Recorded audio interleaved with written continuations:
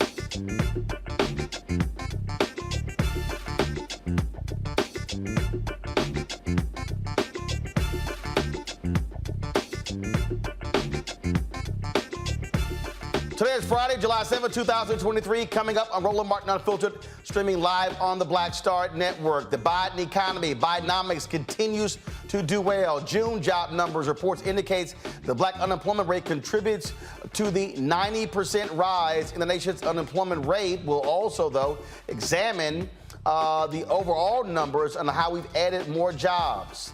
Also, conservatives are doing their best to rewrite history. In Oklahoma, the state superintendent of schools, this idiot actually said teaching about the Tulsa Race Massacre is okay, just leave out the black part.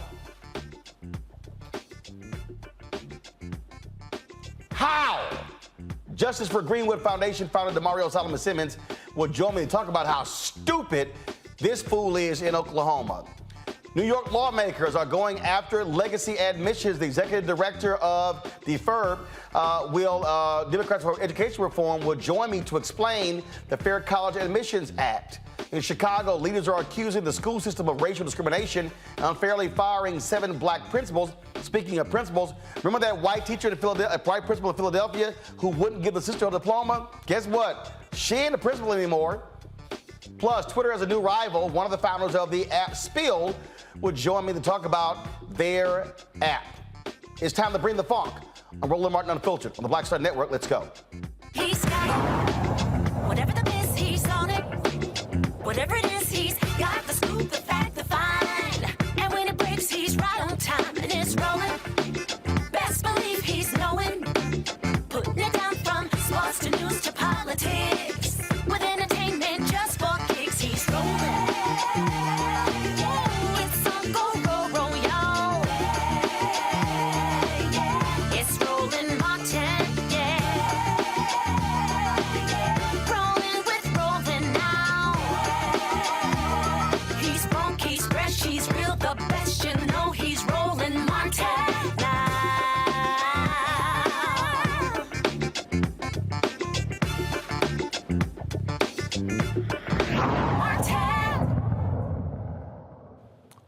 Unemployment dropped again. The June jobs report came out today, and the Biden White House shows that they say that their economic policies are working for the country.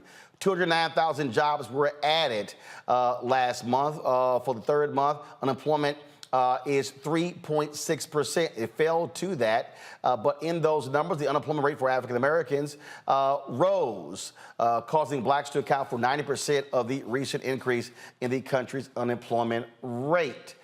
Here to break this thing down for us is Anthony Barr, Research and Impact Director at the National Bankers Foundation. Anthony, how you doing? First and foremost, and so again, so let's walk through this. Folks kept saying recession's coming, economy's tanking, all these doom and gloom people. You get the likes of Larry Summers, who was saying, "Oh my God, we need unemployment to skyrocket to lower inflation." None of those things have happened. So what's going on? Well, thanks for having me. It's great to be here tonight. And yeah, as you said, we're seeing inflation coming down without this huge hit to the labor market that Summers and others expected that we needed. And yet it's two different labor markets, right? There's the overall labor market, and then there's the labor market for black workers. And so Biden economics is working for the country in the aggregate, but when you break it down for black workers, starting to see that that might not be the case for them.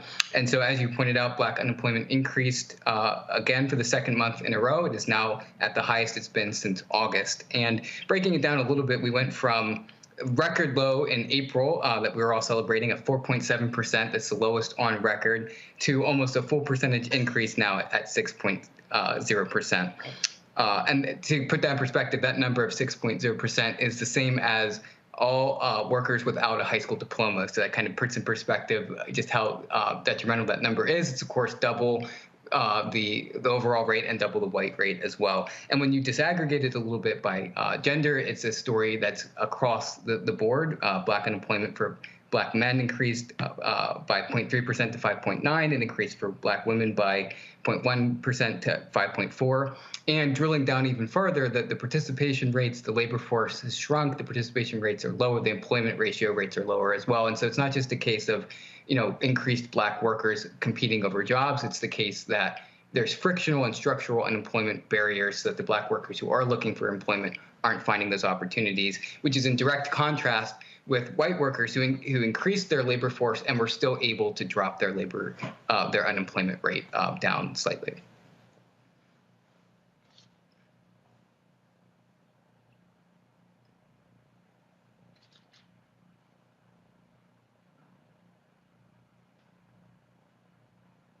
Roland, you still there? Did I lose you? Yep, still here. Now, so the question again, is there any way to fully understand why what's happening fluctuating with the black numbers?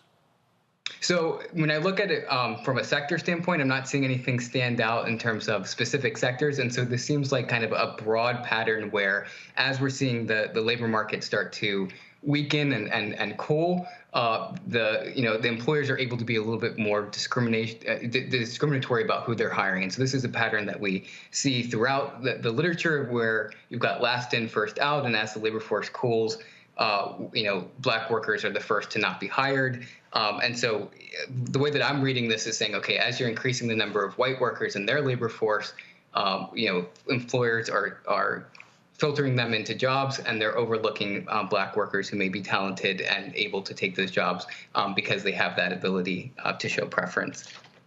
And so overall, though, when you look at this, and so if you're looking at the unemployment numbers, if you're looking at stock market, if you're looking at, again, lowering of interest rates, if you look at gas prices, if you are assessing the economy as a whole, I mean, it literally is a stark contrast to obviously what Republicans say is going on, but also when you look at the polling data, where a lot of people think that the economy is just, oh my goodness, just awful and terrible. That's simply not the case.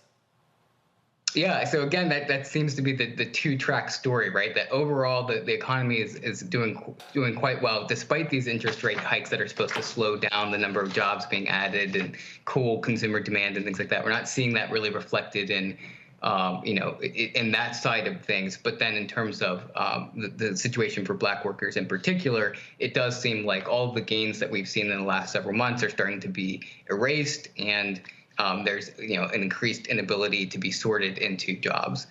And this is a question about what the Fed will do moving forward, right? So, they paused their interest rate hikes last month. That's in part because they kind of looked at the turmoil in the banking sector and wanted to make sure that they weren't going to add to it.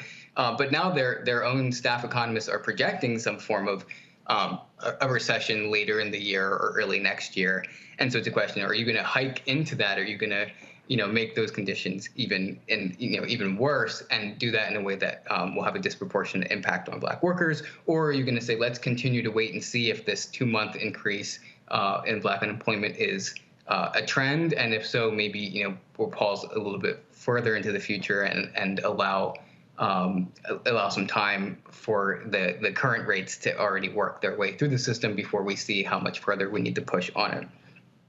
All right, then. From a banking standpoint, too, that the financial turmoil that you could see there as banks fail or as credit tighten conditions, those things impact minority communities too, right? Because it means less capital being deployed, or borrowers who are on the margins or small businesses that have less collateral get denied for those loans. And so I think that's something else that should be factored into there as we're thinking about can we retain a strong economy moving forward.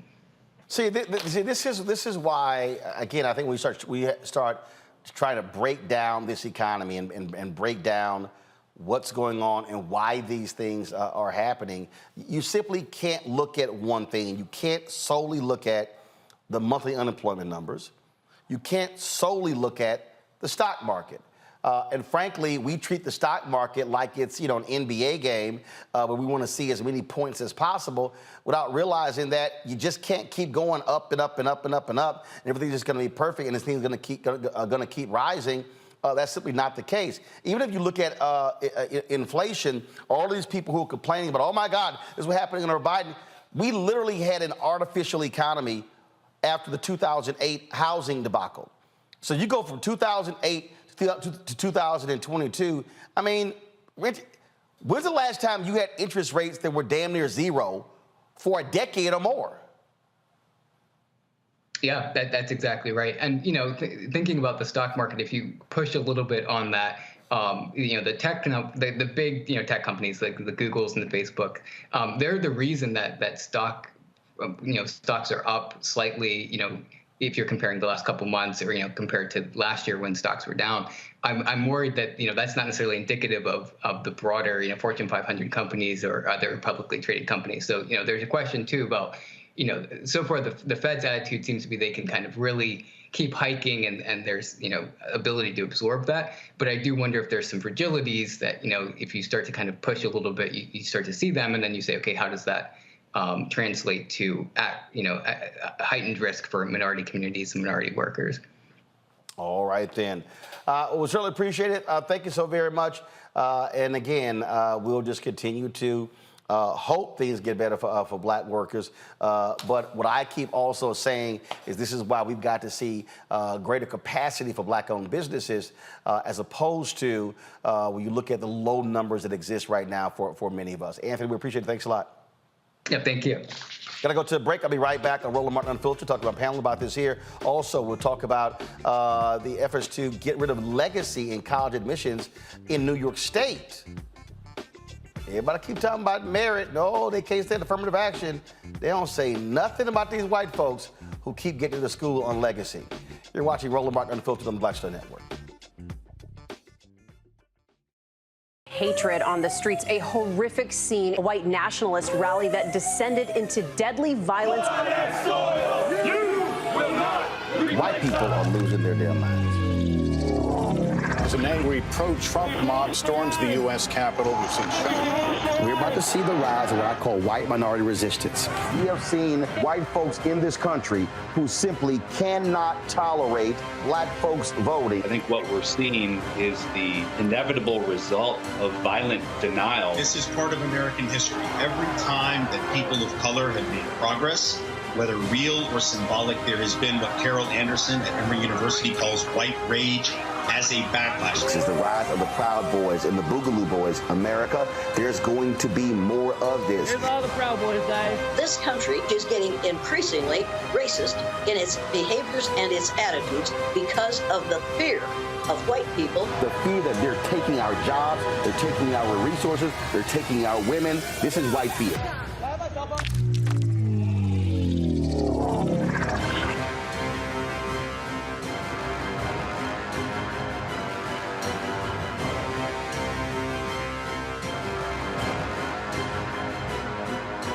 Black Star Network is here. Oh, no punch! I'm real revolutionary right now.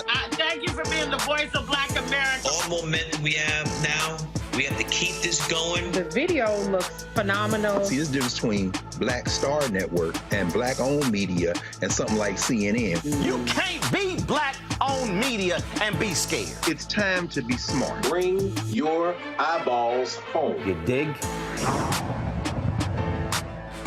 Farquhar, executive producer of Proud Family. Bruce Smith, creator and executive producer of The Proud Family, Louder and Prouder. And you're watching Roland Martin and Filter.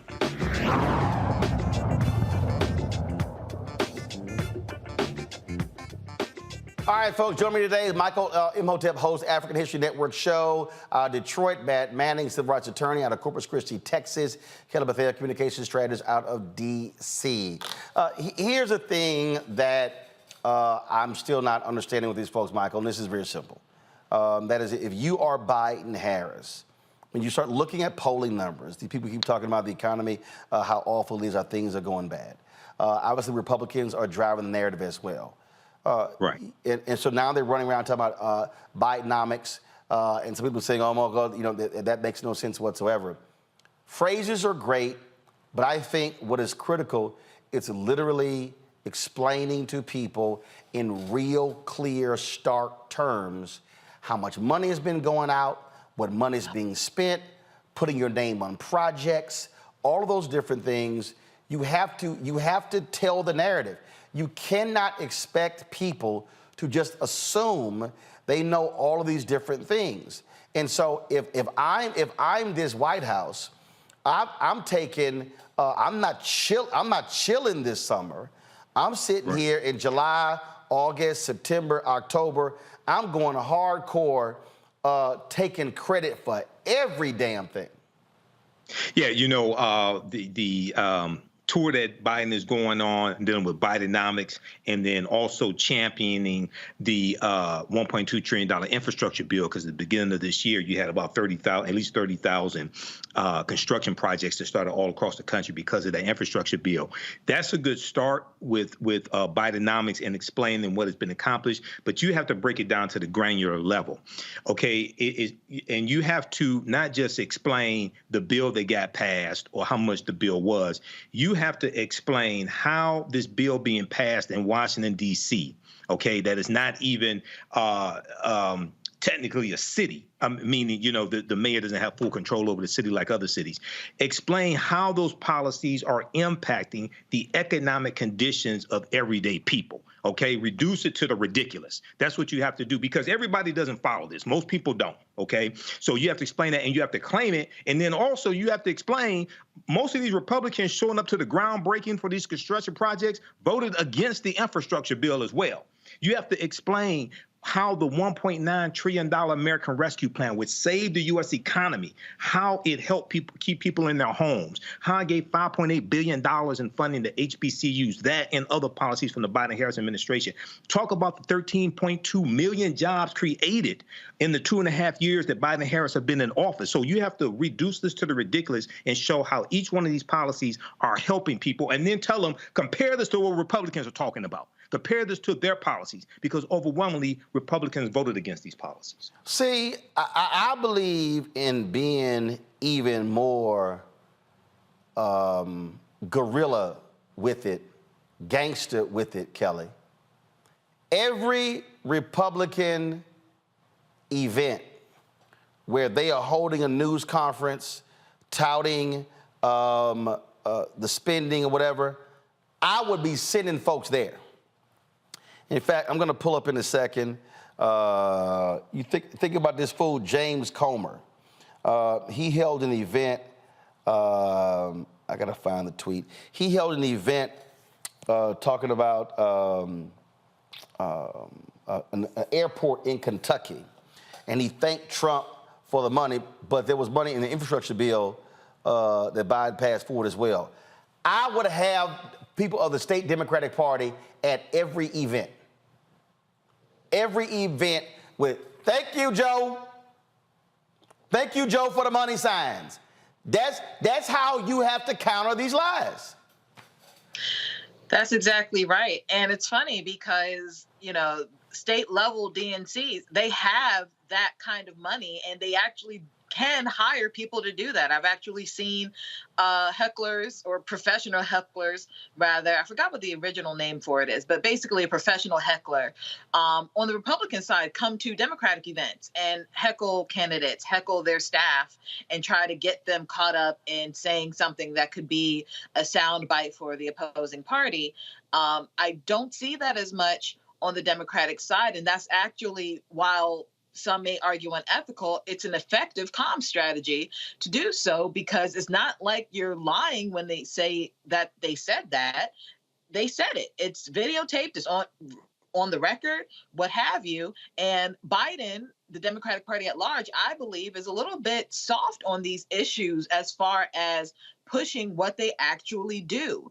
I feel like the opposing parties that be are really controlling the narrative as to what this administration is doing. And that's simply not fair to anyone. It's not fair to the American people who frankly don't know what the truth is. It's not fair to the administration, who is trying to do everything they can for American citizens. And it's not fair to just how the political landscape is as a whole, because what's going to be on record is a lie, not what actually is happening. When I was at Texas A&M, Matt, Peter Roussel, he was deputy press secretary to Vice President George H.W. Bush. And he was an adjunct professor at Texas A&M after he left the White House. And Peter said something to me that I never forget. He said, Roland, he said, never not pat yourself on the back. I was like, interesting. Because we always hear, oh, no, don't pat yourself on the back. You're going to break your hand doing so. He said, no. He said, you know why you pat yourself on the back? Because it ain't no guarantee somebody else will. He said, always tell your story. And again, to me, this is exactly what Democrats should be doing, pat themselves on the back, saying, if we didn't do this, that wouldn't have happened. And we didn't do this, that wouldn't have happened. And you got to be as brash with it, as arrogant with it, as cocky with it. I don't care what phrase you use, because what did Joe Namath once say? It ain't bragging if you can do it. So take that damn victory lap. I think they should, and I get that sentiment. I do think there's probably some trepidation at the White House about him trying to get moderate voters and people that are maybe undecided. I don't know how many of those are out there for the upcoming election, and maybe not doing it with the braggadocio that I definitely would. But in terms of patting themselves on the back, they have to do that. I do think, though, they've got to kind of underpromise and overdeliver going forward, because one of the metrics I thought was particularly interesting about this jobs report is that we added something like 450,000 people to part-time employment. And, the Great Recession that was supposed to be coming has not come. Obviously, the Biden economic approach has been successful. But I do think they've got to temper some of that with, a regard for the fact that the future may be a little different, not knowing what's coming down the road. But they do have to tout the victories that they've had thus far, particularly because, to Kelly's point, the Republicans have a loud megaphone, and they make it a point to attribute everything negative to this White House. So if you've got a lot of positive, you're doing yourself a disservice if you don't, put that out into the sphere for everybody to know and understand. That's just how you do it. And again, you can't be afraid, well, what happens if things take a turn? Well, last I checked, if you have been showing improvement for 18, 20, 21 months and things change in a month or two, I can still say the last 21 out of 23 months, here's what happened. I mean, to me, this is not hard, but there's no one who can sell your story better than you. Nobody. And if somebody else has created a false narrative, it's your job to correct it and not allow that false narrative to coexist. Folks, hold tight 1 second when we come back. Supreme Court's affirmative action decision has put the issue of legacy admissions back in the spotlight in New York State as an effort to actually get rid of it. We'll talk with Democrats for Education Reform leader next about that very issue. You're watching Roland Martin Unfiltered on the Black Star Network. Download the Black Star Network app, Apple phone, Android phone, Apple TV, Android TV, Roku, Amazon Fire TV, Xbox One, Samsung Smart TV.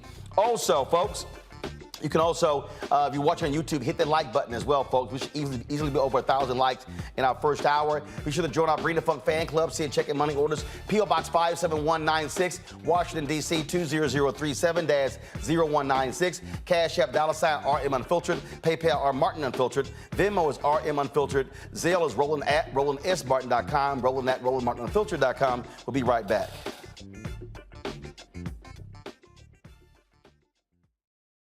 Early days on the road, I've learned, well, first of all, as a musician, I studied not only piano, but I was also drummer and percussion. I was all city percussion as well. So I was one of the best in the city on percussion. There you go. Also studied trumpet, cello, violin, and bass, and any other instrument I could get my hand on. And with that study, I'd learned again what was for me. I learned what it meant to do what the instruments in the orchestra meant to each other in the relationships. Right. So that prepared me to be a leader. That prepared me to lead orchestras and to conduct orchestras. That prepared me to know to be a leader of men, they have to respect you and know that you know the music. You have to be the teacher of the music. You have to know the music better than anybody. There you go.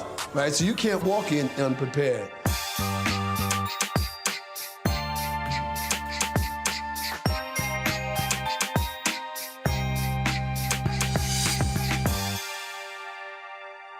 When you talk about blackness and what happens in black culture, we're about covering these things that matter to us, speaking to our issues and concerns. This is a genuine people-powered movement. There's a lot of stuff that we're not getting. You get it, and you spread the word. We wish to plead our own cause. Too long have others spoken for us. We cannot tell our own story if we can't pay for it. This is about covering us. Invest in black-owned media. Your dollars matter. We don't have to keep asking them to cover our stuff. So please support us in what we do, folks. We want to hit 2,000 people, $50 this month, raise $100,000. We're behind 100,000, so we want to hit that. Y'all money makes this possible. Check some money orders. Go to P.O. Box 57196, Washington, D.C. 20037-0196. The Cash App is $RM Unfiltered. PayPal is R Martin Unfiltered. Venmo is RM Unfiltered. Zelle is Roland at RolandSMartin.com. Hi, I am Tommy Davidson. I play Oscar on Proud Family, Louder and Prouder. I don't play Sammy, but I could. Or I don't play Obama, but I could. I don't do Stallone, but I could do all that. And I am here with Roland Martin on Unfiltered.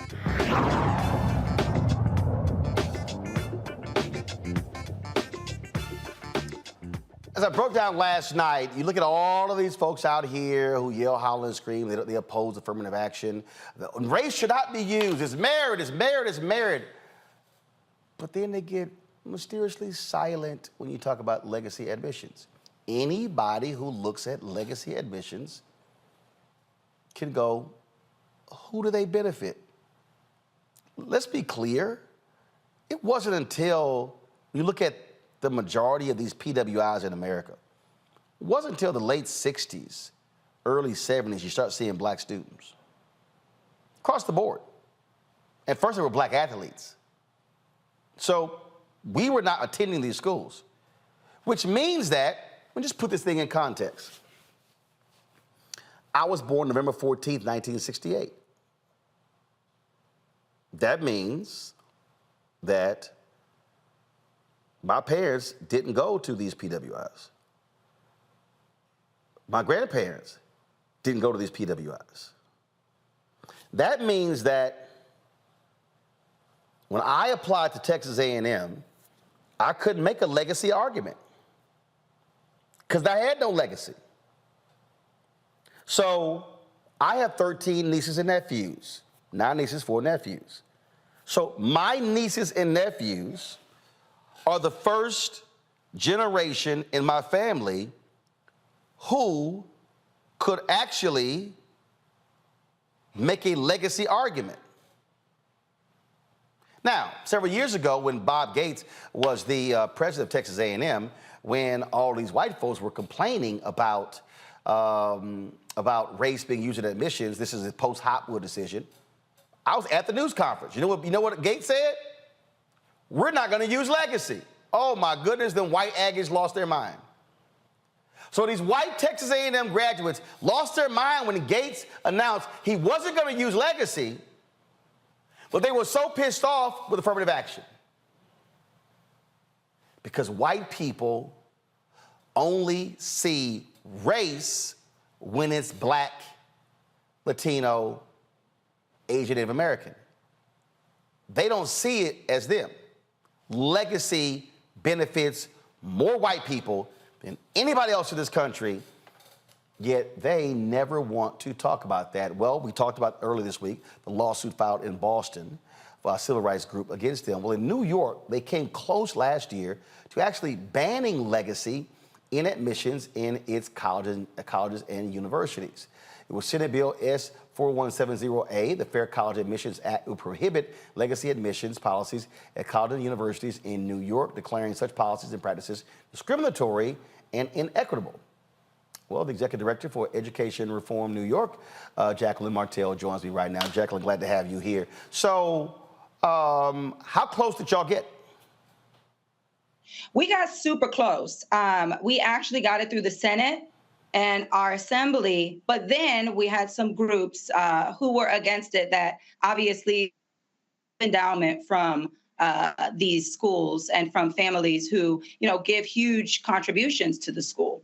And so it is something that we will continue to push in the next legislative session. We got very close.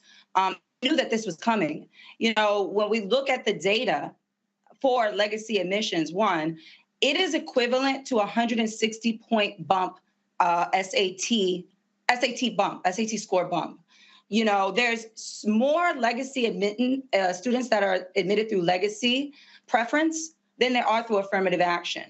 And so, to your point, too, in New York, one of the most diverse school systems in all of the country, but yet one of the most segregated students, we inadvertently are not allowing for students who identify as first-generation college students to even get this preference. And so it is something that we really, really are continuing to fight for. We have over 70 colleges and private universities in New York who have the legacy preference question still on their applications. It's a problem here in New York. Yeah, and see, and again, for the people who don't understand, these nuances, this is very simple. A white student today who is invoking legacy is benefiting from Jim Crow.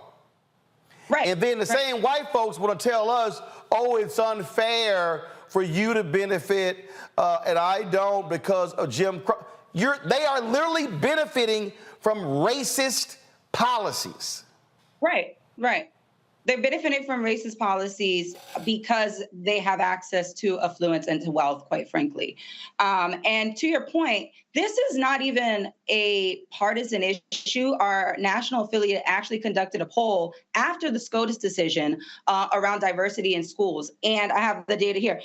81% of Republicans, 93% of Democrats, and 83% of independents know that diversity within our higher education system is imperative to, one, our democracy, but also the future of the workforce in this country. And so this is a partisan issue, but I think that people really understand the fact that diversity within institutions of higher education is important for all of us. But also, too, when we talk about preferential treatment and preference in the higher education admissions process, we need to be looking at that holistically. In this country, have this ideology of meritocracy, that you can pull yourself up by the bootstraps.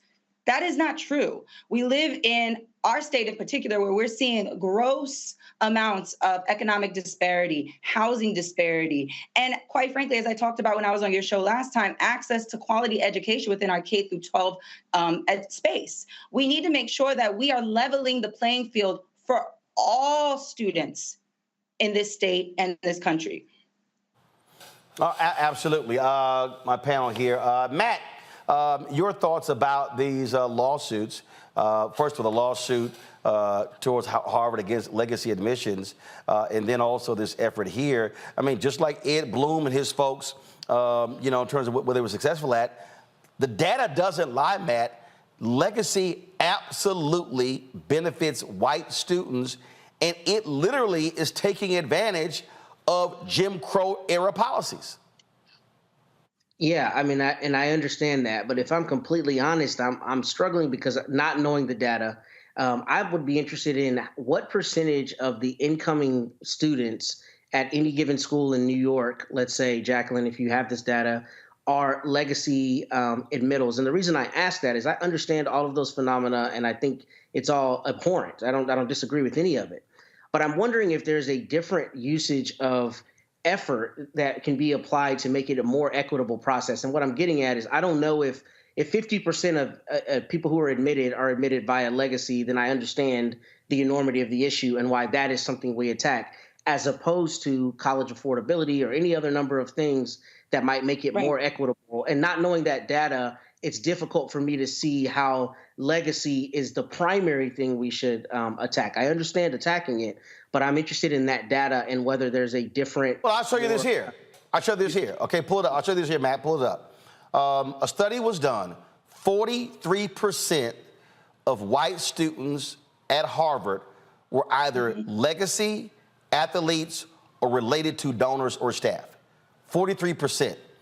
The same study, it says right here, the study found that roughly 75% of the white students admitted from those four categories labeled ALDCs in the study would have been rejected if they had been treated as white non-ALDCs. So the reality is this is almost 70% of all legacy applicants are white, compared with 40% of all applicants who do not fall under those categories the authors found. And so this is obviously just a Harvard. But what we do know is that schools all around, and the legacy admissions is really for the donors, it's for the folk with the hookup. But again, I think what this does is it also exposes the hypocrisy of those who want to yell, don't use race in college admissions when this is absolutely race-based. Yeah, and there's no question they're getting a very clear leg up. I'm merely asking in terms of the things that can make college more accessible to us writ large. What are those phenomena, and whether legacy falls, at the top of that? Because I don't disagree with you. There's a lot of intellectual dishonesty, and we know that. We know that they scream meritocracy, and they're the first to put down legacy because they know that gets them the shoe in where they're otherwise not qualified. I understand that, but in looking at the overall picture, Jacqueline, what does the data say in terms of first-year admits and legacy as opposed to non-legacy students? What percentage in New York, for instance, are legacy students, if you have that? That's a great question. One of the key issues that we actually have when it comes to understanding the data is that we don't get disaggregated data within this state. We actually at EARN, our national affiliate, and EARN New York have actually called for more transparency when it comes to data. What we do know, though, nationally, similar to the poll that Roland just pulled up talking about Harvard, is that 23% of students we know nationally are admitted through legacy admissions. There are more students admitted through the legacy preference than there are through affirmative action. That's a fact. But what we do need in this state and also nationally, and it is one of our calls to action, is we need more disaggregated data and transparency around it, because my guess is that those numbers are higher. What we do know in terms of the ecosystem here, as I mentioned before within New York, is that we have 70 colleges, public and private, who have this question on their application. 59% of the public and private colleges within New York in 2022 had the legacy question on its application. And we live in a state that is, and particularly a city that is so diverse. We have a huge conglomerate of students, a huge population of students who identify as first generation, similar to what Roland was speaking about before. Listen, I went to an HBCU. I went to City University, part of our public university system here in New York. And I also went to an Ivy League school. I've been through all types of modalities in New York. And what I can say is when I was going to the public university here, I had to hold down a full-time job while going to school full-time and also doing extracurricular activities. So the playing field is not equal, and I think that it isn't fair to necessarily relegate this to just that question as well. It's also about access to opportunity. Students need to have access to top universities within our country, but it shouldn't be necessarily only based on if your parents who had access when other groups who have been disproportionately marginalized in this country didn't have access. I don't think that that's fair, equitable. We look forward to seeing what happens there in the New York State Legislature.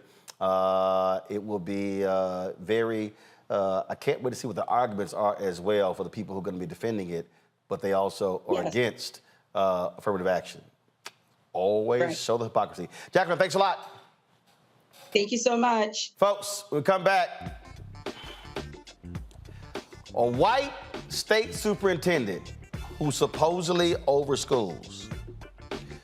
This fool literally said, we should talk about the Tulsa Race Massacre, but we should leave out race.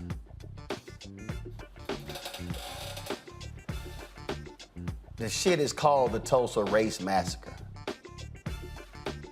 I'll be back on Roland Martin Unfiltered on the Black Star Network.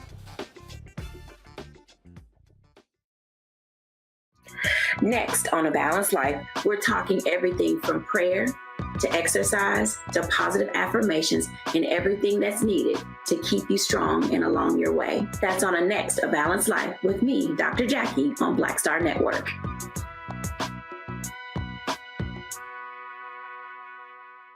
On the next Get Wealthy, did you know that the majority of households headed by African American women don't own a single share of stock? No wonder the wealth gap continues to widen.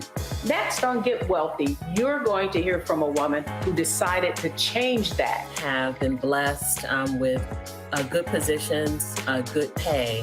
But it wasn't until probably in the last couple of years that I really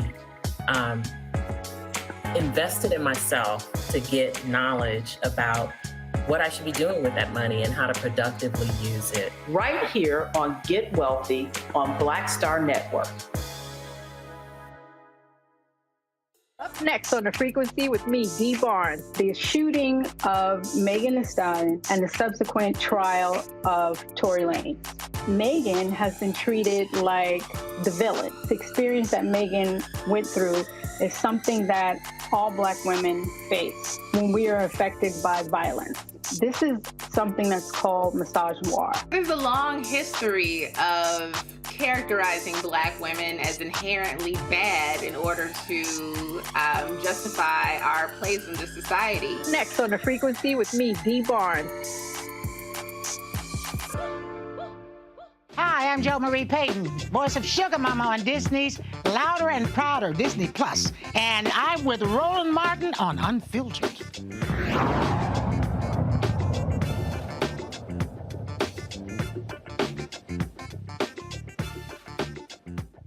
Ooh, Lord, I tell you, it's always some stuck-on stupid white folks in America. One of them is Ryan Walters. He is the Oklahoma State Superintendent of Schools. This dumbass, and I'm talking about dumbass, actually said this about the Tulsa Race Massacre of 1921. Tulsa Race Massacre not fall under your definition of CRT. Okay, thank you. I'm sorry, I didn't address that part. I would never tell a kid that because of your race, because of your color of your skin, or your gender, or anything like that, you are less of a person or are inherently racist. That doesn't mean you don't judge the actions of individuals. Oh, you can absolutely, historically you should. This was right, this was wrong. They did this for this reason. But to say it was inherent in that because of their skin is where I say that is critical race theory. You're saying that a race defines a person. I reject that. So I would say you be judgmental of the issue, of the action, of the content, of the character of the individual, absolutely. But let's not tie it to the skin color and say that the skin color determined that. One more follow-up. How does the Tulsa Race Massacre not fall under your definition of CRT? I answered it. That's my answer. And again, I felt The Tulsa Race Massacre was a race massacre. How does it not fall under CRT? I've answered your question. I do appreciate, very respectful. The 100 years of silence was about race. How does that not fall? How does that not qualify for CRT? I appreciate your question.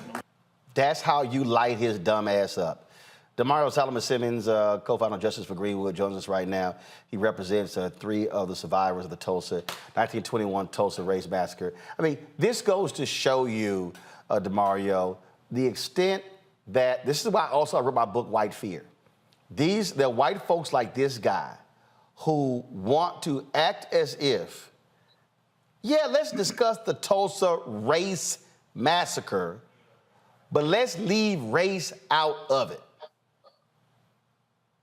And this fool is over all schools in Oklahoma. Yes, sir. Roland, good to see you. First, I want to say congratulations to your 1 million subscribers on YouTube. I'm very proud of you for that. Appreciate it. And Roland, listen, you're right. This guy's he's the Oklahoma Secretary of Education, the superintendent for all schools. And people like Ryan Walters, this is what he said is so absurd, ridiculous, it's ahistorical. He's trying to brush aside the facts and the reality of what the massacre was about. Listen, they said their stated goal of the massacre was to run the Negro out of Tulsa.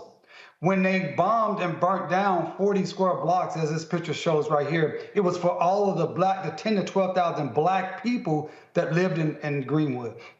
After the massacre, listen, look at the postcard. Running the Negro out of Tulsa. I'm not making this up. And then in the newspapers days after, in the city of Tulsa government and the Tulsa County government, they said we want to make sure that we police these Negroes more aggressively so quote unquote nigger town does not rise up again. These are the things that these people said at the particular time. And this is why it's so important to us at Justice for Greenwood that we continue to move forward this work, because we have to fight these false, absurd, ridiculous, false narratives that people like Ryan Walters want to put out into the world. And another reason why we're so hopeful that our current case that's pending right now in the Tulsa County District Court will be allowed to move forward to trial so we can get the truth of what happened with the massacre and we can forever shut down people like Ryan Walters. So this sort of reminds me of the white folks in Virginia who did not want to deal with when the law was passed that the governor had to, when they kept folks with felony conviction from voting. And literally, the law was passed and the lawmakers said on the floor, this is to keep the darkies from voting. That was the actual intent. Then years later, it's like, well, no. That's not why we're continuing this. No, the record is clear. It was intended to keep the darkies from voting. No different than law in 1890 where they changed the Constitution and they added a whole slew of felony convictions in Mississippi to keep black people from voting. So there are white folks in this country who want to deny exactly why laws were created, and those same laws are still impacting us today, but then they want to say, oh, no. The intent and the motive has changed. The motive is the same. Well, it's racial gaslighting, Roland, at its finest, because not only do they want to be able to talk about laws that we know are specifically based upon race, or things like the massacre was specifically based upon race, when it's something that's going to help us, then they say, oh, we don't want to do it that way. Think about the 14th Amendment. You know, the Supreme Court just gutted, utilizing the 14th Amendment, just passed some terrible laws last week dealing with college admissions, LGBT rights, et cetera, right? But the 14th Amendment, what is the original intent of the 14th Amendment? It was to help empower black people who were coming out of enslavement. It is a race-conscious law, and yet the Supreme Court is saying we cannot use this in a race-conscious manner because we don't think that's the way it should be interpreted, even though that's the original intent. So it's racial gaslighting. We deal with it each and every day all across this country and double time here in Oklahoma. The good news is of people like Ryan Walters, people like Donald Trump and others who are making it very plain to our people that this is a war that we're in. We're in the war for our freedom, our liberty, and our very lives. And we must organize. That's why I tell everyone that's looking at this right now, work with us at Justice for Greenwood, send us a donation, get on our newsletter, connect with us, and organize to fight against this, because the other side is very organized, they're very motivated, and they have a very clear path for where they want to go. When they say make America great again, that means putting us in chains again, that's putting us back on plantations again, and that is taking away all our rights again. You know, and when you talk about fighting the monarch, let's also be clear. These same white folks, for nearly 100 years, wanted no mention of the Tulsa Race Massacre in any book in the state of Oklahoma. That also was deliberate by white folks. Deliberate specifically, and the continuing harm is because of race-based. It's all about racism. It's all about power. They want to continue to subjugate our ability to be free, independent, wealthy, healthy individuals and communities in this nation. And the Tulsa Race Massacre and Greenwood and Black Wall Street was the greatest example of black wealth, black excellence, black education, black health, and they destroyed that specifically, and they wanted to keep that story hidden from the history books because they don't want us to take our lessons and our cues and our inspiration from Greenwood. But the deal is this, Roland, that Justice for Greenwood and people like you, we're still fighting, we're still organizing, and we're meeting this threat head on. We say to Ryan Walters, I put out a statement today here in Oklahoma, and I'm saying it on your airways. Ryan Walters, we will continue to talk about the massacre. We will continue to fight for reparations for the massacre. We'll continue to fight for truth, justice, and equity for our 3 living survivors and all of the descendants throughout this entire country. There's nothing that Ryan Walters can say that will stop us from fighting until we get the justice and reparations that we absolutely deserve. And what also is needed, we need more white folks like the one who was questioning him doing that, where it's not just black folks having to do all the work. That's true allyship. You know, that white person who showed up, that was a Republican, Cleveland County Republican meeting. So that meant someone had to go out of their way, go to that meeting, which was in a library in Norman, Oklahoma, sit on the front row and specifically say, I'm going to challenge you. I'm going to challenge you firsthand, right on hand. And I'm going to say that's not an easy thing to do here in Oklahoma, because Oklahoma is a right-wing, deep red, Republican MAGA state. So we need those type of allies that will stand forward and be out on the front lines and will provide us the necessary power that they bring just with their white bodies. If a black person was maybe making those same questions at that location in Norman, Oklahoma, the police probably would have been called, no doubt. This is also why, Damario, why we have to show up at events like that. And I say this all the time, that elections are the end of one process at the beginning of another. You're there in a red state. Ryan Walters has pissed off Republicans for being stupid. Yes. I mean, even they have said, he a dumbass. They've stripped him of his powers. But this is the kind of stuff where I'm saying we got to show up at town halls, at events like that, to challenge these folks, had a camera rolling, and to force them to answer, to show how stupid they are.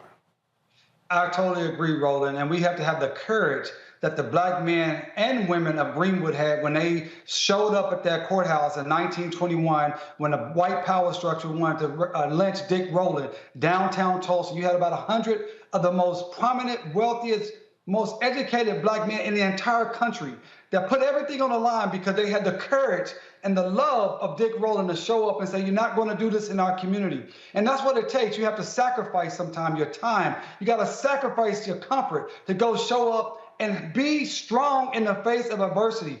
That's what the legacy of Greenwood is about. It is not just about the massacre and the destruction, but it is a legacy of power. It's a legacy of education. It's a legacy of wealth. It's a legacy of showing up for one another. And that's what we have to do in this moment as a community throughout this nation. We have to show up for one another. We have to organize together. We have to get money, put our money together and fight these people as hard and as fast and as powerful as we possibly can.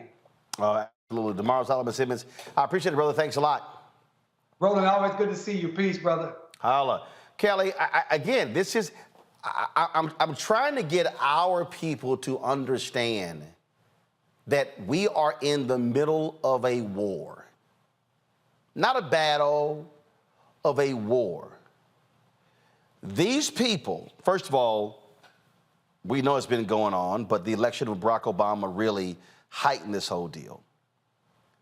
But I still contend it was the death of George Floyd that caused many of these racists to go, oh shit.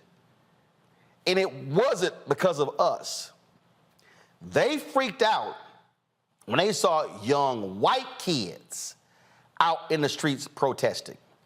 They freaked out when they saw them inside of offices demanding change as well. So this attack, if you will, this attack on anything black, anything dealing with DEI, anything dealing with race, it absolutely is because it's white fear. They are scared to death of losing power. Because at the end of the day, Roland, I feel like that's all they have. They don't have the numbers. They don't necessarily have the influence. They absolutely do not have logic on their side. All they have is a power that they stole for centuries that they're trying to maintain and keep. And when you have a generation that, frankly, in my opinion, is probably the freest generation on record as far as thought, as far as movement, as far as culture is concerned. Yeah, you're right. They are scared because it's like, oh, wait, we didn't teach this generation how to be as racist as we are. We didn't teach this generation how to be as bigoted. And we kind of can't anymore because it's out the barn now. You know, it's out the door. So they are doing everything they can in their power to, rewind the clock a little bit by way of these policies, by way of this rhetoric, by way of this superintendent thinking that he can get away with saying that the Tulsa Race Massacre wasn't about race. It's like, if you say it enough times, maybe it'll be true. And I feel like that's the logic that they're trying to perpetuate. And it's frankly not going to work as effectively as they think it is, because this generation is so smart, is so free, is so cultured outside of Eurocentricity, outside of the whiteness that my generation and generations prior are used to. Matt, again, when we start looking at, what is happening here, a lot of people were blowing off the attacks against critical race theory. But they were very clear. Christopher Rufo made it clear. They were trying to lump anything dealing with race under that banner to stoke white fear. How did Glenn Youngkin win in Virginia? Because white turnout increased. That's how he won. What they understand is, to Kelly's point, we look at the numbers. If they can stoke white fear, and if they could see, this last election was supposed to be the first time in American history that the total electorate of white voters fell under 70%. In Virginia, it was around 74. In the 2020 election, same thing, was above 70. And so they understand when you start dropping below 70% of the total electorate being white, then you are hitting that, you're moving towards that nation becoming a majority of people of color. That is what's freaking them out. And so they are trying to find every racial button to push in order to keep that white fear machine going. and every mechanism to, aid that machine. I like it, Roland, when you pass it to me and you basically make the arguments I'm going to make. But you're right, 100%, particularly with CRT. I mean, we've talked about it a million times on the show, but that has become a dog whistle for anything race. And what's particularly insidious about people like Walters is they try to paint it like they have some moral high ground. If you listen to what he said is, oh, yeah, I want you to decry the action, but you don't make it applicable to the person because of their race. When we all know that Tulsa race riots were about race, as the brother just said, right? I mean, that's all it was about. But what they try to do is repackage it and try to make it about some individual analysis of an individual person, despite the fact that whiteness is the primogenitor of all of it. It's the thing that's driving everything. So I think you're 100% right. And that goes part and parcel with things like voter disenfranchisement and trying to make it harder to vote, right? Because it's a numbers game. Anybody who's been involved in any political campaign, it's all numbers. It's all where you're going to get the biggest turnout on your boxes, what's the best precinct, all that stuff is all numbers. So it's all metrics, and it's all a matter of decreasing the numbers of us participating and increasing relatively the numbers of them participating as the overall number dwindles. So I think you're exactly right in your analysis.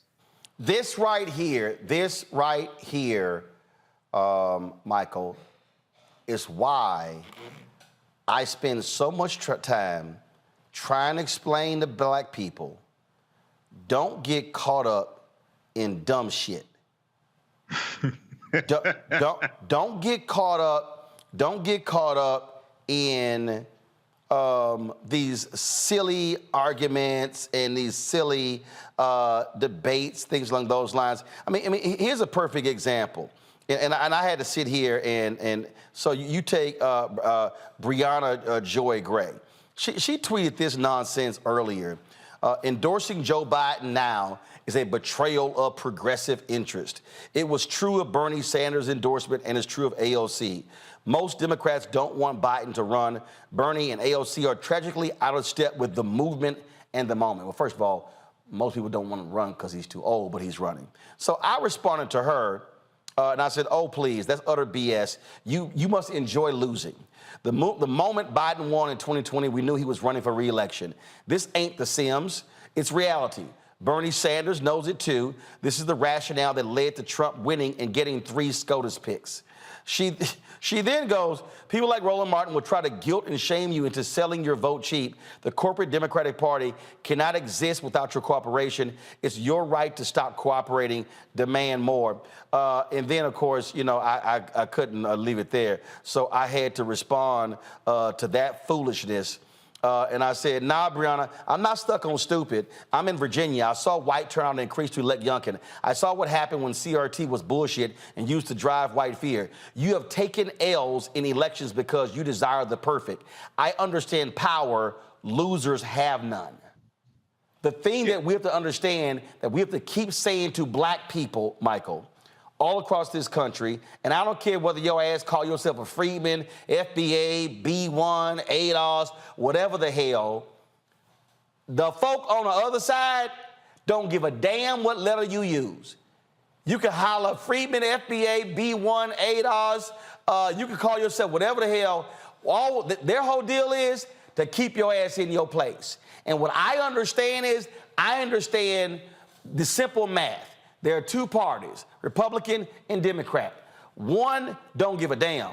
One empowers Stephen Miller, who's stopping the black farmers from getting their money.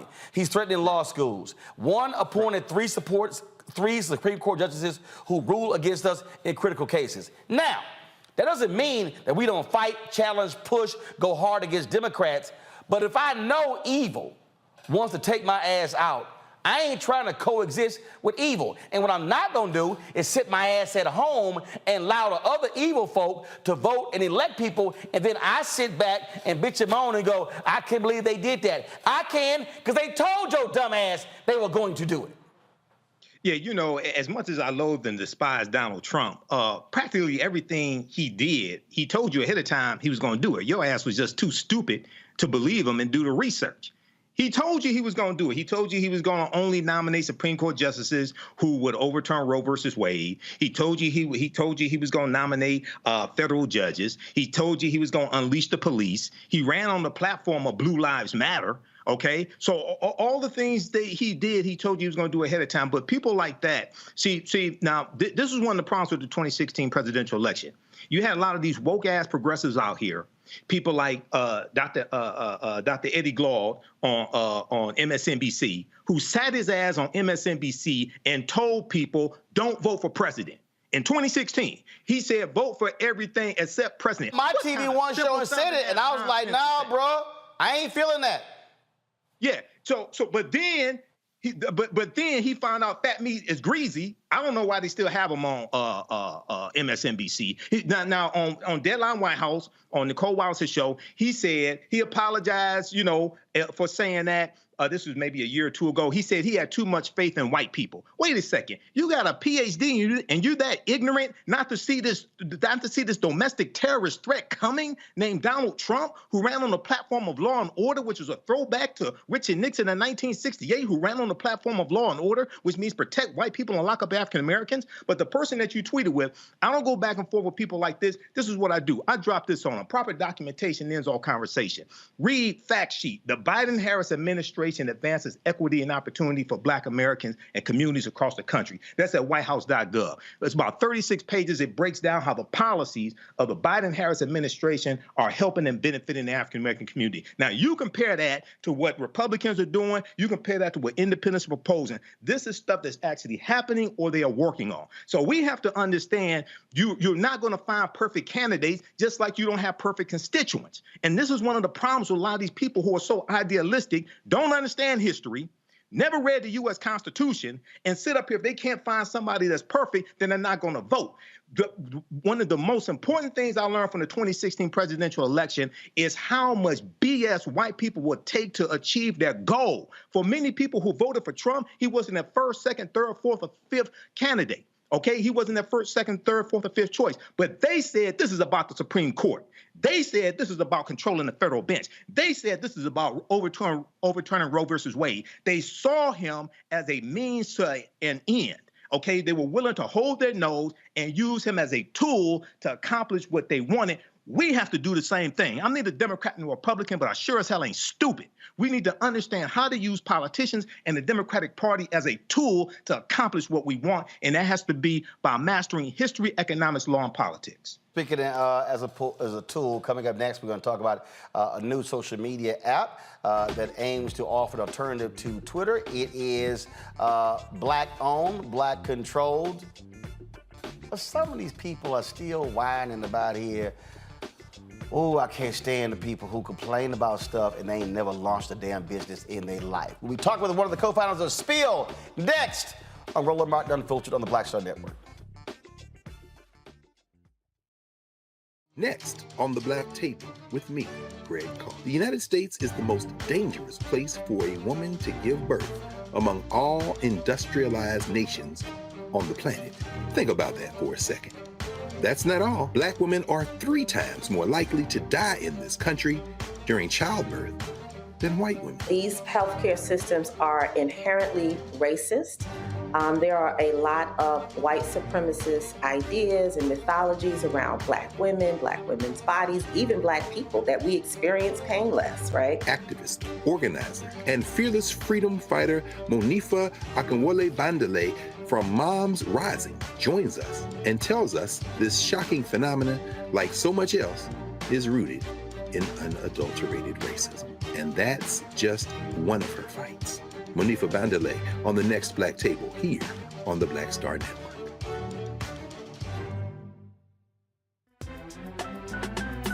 I'm Faraji Muhammad, live from LA. And this is The Culture. The Culture is a two-way conversation. You and me. We talk about the stories, politics, the good, the bad, and the downright ugly. So join our community every day at 3 p.m. Eastern and let your voice be heard. Hey, we're all in this together. So let's talk about it and see what kind of trouble we can get into. It's The Culture, weekdays at 3, only on the Black Star Network. Hello, I'm Jamia Pugh. I am from Coatesville, Pennsylvania, just an hour right outside of Philadelphia. My name is Jasmine Pugh. I'm also from Coatesville, Pennsylvania. You are watching Roland Martin Unfiltered. Stay right here.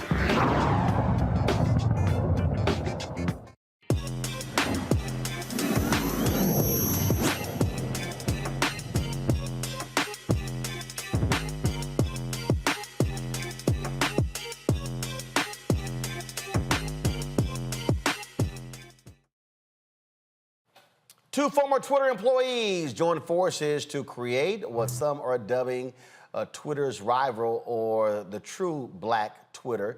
Damario Brown was a product manager lead. Alfonso Fons Terrell was the global head of social and editorial. The duo created the social platform Spill, which navigates nuances of black culture and rewards users. Alfonso Fons Terrell, Spill's co-founder and CEO, joins me now live from L.A. Alfonso, glad to have you here. Jump right off to it. You've heard people used to kill me when they would holler, Black Twitter, Black Twitter, Black Twitter. And there were some people who would just hold it on to that. And I kept saying, we don't own that shit. I'm like, we're contributing to it. And then what we do as black people, and I say this all the time, we make everybody else stuff sexy and we make them rich. We did it with Clubhouse, Instagram, Facebook, Twitter. We could go on and on and on. Yet when somebody black creates something, folks they want to be perfect. Y'all launched Spill. It dropped. So you dropped it this week? About 3 weeks ago. About 3 weeks ago. And so let's just start off this way. Y'all are in beta mode. Please explain to the slow ass people what beta mode means. Sure. So again, Roland, thank you for having me. We're excited to talk to you. Spill, our journey began about 7 months ago. I was part of the first wave of layoffs when Elon Musk took over the company. And me and Damario, my co-founder, we had met originally at Twitter, really set out to solve exactly the problems that you're laying out. Black culture, queer culture has always driven all the coolness on every single platform and in popular culture in general. And we're often uncredited, undercompensated, and more importantly, we get the majority of hate on these platforms. And so that was really the core problem we set out to solve with Spill. We were just a ragtag group. We had a really small team that announced the project about 7 months ago. We had over 50,000 signups in the first week, and we've been building for basically the last 6 months. And so 3 weeks ago, we released our invite-only beta, and beta means we are still testing. We have a lot to build. We're a very new company, but we were just overwhelmed with some incredible outpouring of support over the past week when there was a interest in checking out other new alternatives. And so we find ourselves here today, having been the #1 social app in the Apple App Store, and over 150,000 people have joined Spill in the last week. So we're really excited. So let's deal with this here, because you said invite only. And again, for the people who don't know what the hell they're talking about, I had to jam up some woman this week who was going off on Twitter to April Rain. How dare they make this invite only? I know the answer, but explain to people when you're launching a product, and let's be clear, you don't have Facebook money like with Threads, how you have to properly build and grow. Yeah, exactly. So invite only really is a tool not to gatekeep. I want to be clear about that.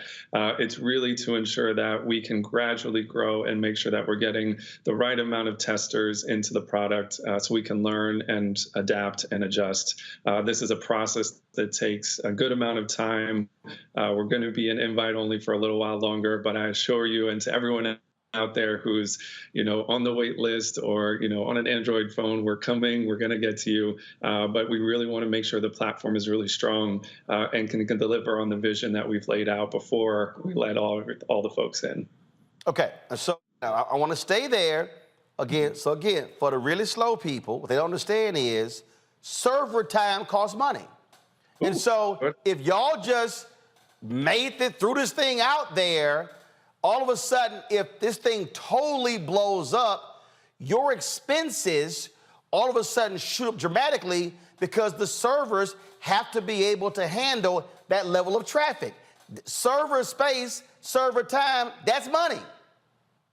Well, and especially it's server time, it's support, customer support. When you have thousands of people who might have misspelled their email wrong and are emailing us constantly, we need to have those tools in place. It's moderation. It's making sure that, the platform, is as safe as we can make it so that when you arrive, you're having an amazing experience. But for us, it's really important that the communities that we have set out to serve, again, Black folks, queer folks, other marginalized groups, when you come to the platform, that's what you're going to experience at Spill.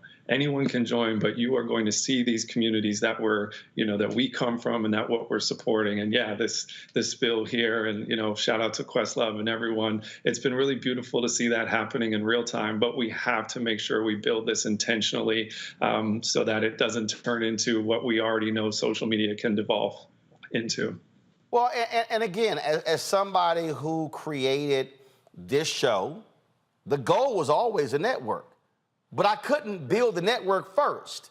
I had to build the show. I had to do proof of concept. I didn't start off with 15 people. We started off with 3 and then just and built from there. That's how you grow a business.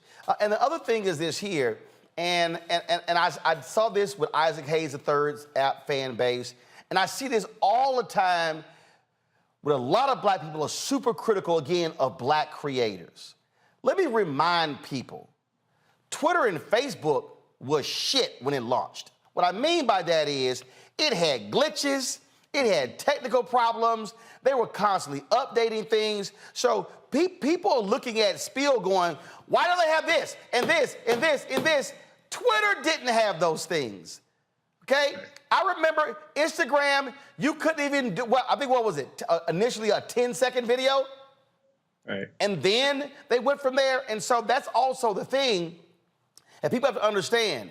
We got Black, and I'm going to say this, you ain't got to say it. I'm going to say it. Black people, we have got to give Black creators the same runway we give white folks. Go ahead. $1,000,000,000%. And I would just add to that, I think, I'm super proud of our team. We have a team of Black folks. I am Black. My co-founder is Black. The team that is building Spill is Black. Our lead funders are Black. The majority of the vendors that we use are Black. And in the last 4 months, with the money that we raised on our own in an environment where Black founders raised less than 2% of venture capital every year, to be able to raise money in this environment and build a platform in less than 5 months that could withstand a surge of traffic that would grow our audience by 30x. And we didn't go down. We had a couple little glitches, that's normal, but I'm just so proud of my team. And I'm so proud of what's happening. And I'm so appreciative of all the people that are checking it out and, helping spread the word about Spill. So that's all I have to say there. Well, now, when you talk about, and I saw some tweets on this here, because you've also got some people who are saying, why isn't this for Black people only? Mm-hmm. And I think you put a video out where you sort of spoke to this. Yeah, I think the most important thing for everyone, we were clear about this from the beginning. We wanted to build a platform that centered Black folks, queer folks, and other marginalized groups from the beginning. We've been consistent about this for the last 7 months. And I think what we saw was in the excitement of people coming onto the platform, there were some assumptions made and honestly people reacting to seeing, a couple of white folks here or there on Spill that this was, atrocious or something like that, and behaving badly and just not really upholding, decorum, respect, for anyone, which is antithetical to the values of what we're building. And so I put out that message really intended for the community to really recenter and say, hey, this is for us. We are building this for us unequivocally, but that doesn't give us the license to bully other people on the platform. Why would we do that when we've experienced that ourselves? So that's really where we come from. But the mission of Spill will always, again, to be building and center Black folks, queer folks, other marginalized groups, because it's a problem that no one else is going to solve but us. Well, it's sort of like me. I mean, look, I have this show here, and obviously with my content, with my guests and my subject matter, I'm targeting African Americans, but I got white guests who come on. I've got white folks who watch the show. So I can't sit here, literally, I got a letter from a 70-year-old white gay man who contributed to our Bring the Funk fan club. So what am I supposed to do? Say, oh no, you a white gay dude, I'm sending your money back. Hell no. And I'm glad that he's watching the show and he said, I am learning things I never even knew existed. Hello? Exactly, and that's exactly the point, right? Like, one, we want a space that anybody can benefit from what we're building, but when we come to like the creator economy, for example, and you've talked, probably heard so much about other social platforms promising Black creators or queer creators, oh, you get a party this month, or you get, you get a fund over here. We want creators that we are centering on our platform to be able to benefit from any audience that wants to come and enjoy their content. And that's a big part of this. And we're really trying to create an ecosystem here. And I think that's something that maybe people haven't seen before, that yes, we can be Black, we can build for Black communities, and everyone can enjoy it. And that can be an amazing business. I think that's really, we're overdue for something like that. Hold tight 1 second. I got to go to a break. We come back. A panel got some questions for you as well, folks. We're talking with the co-founder of the Black-owned created app Spill. It's a social media app that if you want to get on Twitter, be on Spill. Yes, I'm on Spill, like all of my other accounts, at Roland S. Martin. So we'll continue our conversation when we come back. Roland Martin Unfiltered on the Black Star Network. Remember, YouTube, hit the like button. If y'all watching on YouTube, hit the like button. We should easily be at 1,000, 2,000 likes. It impacts the algorithm, which also impacts it being recommended, which impacts money that we make. So one, that's important too. Download our Black Star Network app, Apple phone, Android phone, Apple TV, Android TV, Roku, Amazon Fire TV, Xbox One, Samsung Smart TV. Also contribute to our Bring the Funk fan club. Y'all, this show ain't cheap. And so bottom line is this stuff actually costs. We're fighting the good fight for advertising, but it's real. So your dollars make a huge difference for us to do what we do. Send check and money orders to P.O. Box 57196, Washington, D.C., 20037-0196. Cash App, $RM Unfiltered. PayPal, R Martin Unfiltered. Venmo is RM Unfiltered. Zelle, Roland at RolandSMartin.com, Roland at RolandMartinUnfiltered.com. And be sure to get a copy of my book, White Fear, How the Browning of America is Making White Folks Lose Their Minds, at bookstores nationwide. Download your copy on Audible, order on Amazon. We'll be right back. Hatred on the streets, a horrific scene, a white nationalist rally that descended into deadly violence. White people are losing their damn minds. As an angry pro-Trump mob storms the U.S. Capitol, we've seen shooting. We're about to see the rise of what I call white minority resistance. We have seen white folks in this country who simply cannot tolerate Black folks voting. I think what we're seeing is the inevitable result of violent denial. This is part of American history. Every time that people of color have made progress, whether real or symbolic, there has been what Carol Anderson at Emory University calls white rage as a backlash. This is the rise of the Proud Boys and the Boogaloo Boys. America, there's going to be more of this. Here's all the Proud Boys, guys. This country is getting increasingly racist in its behaviors and its attitudes because of the fear of white people. The fear that they're taking our jobs, they're taking our resources, they're taking our women. This is white fear.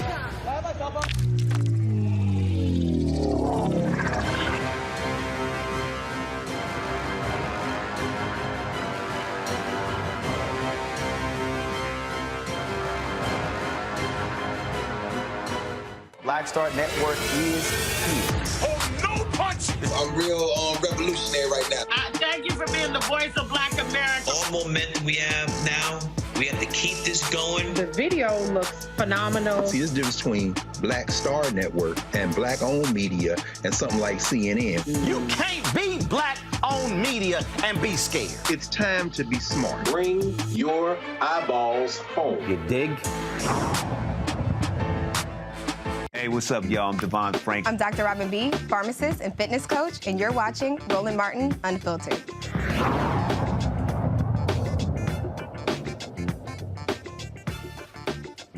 All right, folks, talking with the co-founder of the app Spill. You can follow them on Twitter at SpillMob. Same thing on Instagram. You can download the app. Right now, it is iPhone only. Y'all, that ain't new. It's a whole slew of apps that have always been iPhone first, and then Android came second as they developed the app. And so that's important. Let's go to our panel. Let's see here. Kelly, you first.